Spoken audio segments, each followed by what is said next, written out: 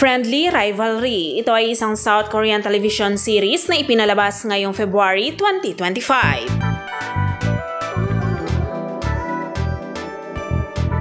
Friendly Rivalry ay isang teen mystery thriller na itinakda sa Chiwa Girls High School, isang elite na institusyon para sa nangungunang 1% sa South Korea, kung saan nagaganap ang cutthroat academic competition sa pagitan ng mga estudyante.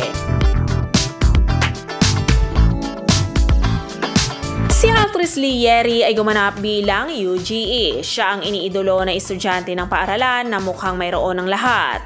Siya ang pinakamakapangyarihang estudyante sa paaralan. Siya ay may mataas na IQ, nagmula sa mayamang pamilya, at kaakit-akit sa pisikal.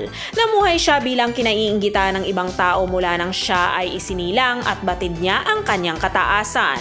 Siya ay tuso din para malaman kung paano sasamantalahin ang kanyang posisyon. Nagpapakita siya ng espesyal na interes sa transfer student na si Woo Si-yul-ki.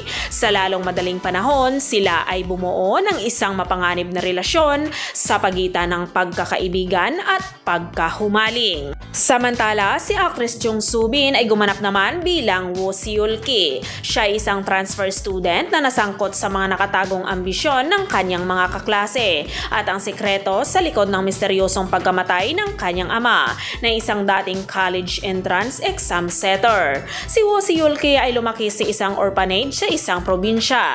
Lumipat siya sa Seoul at nag-enroll sa Chiwa High School na isang paaralan para sa nangungunang 1% na estudyante sa South Korea. Siya ay hindi sumasama sa ibang mga estudyante, ngunit isang estudyante na nagngangalang UGE ang lumapit sa kanya at naging magkaibigan sila.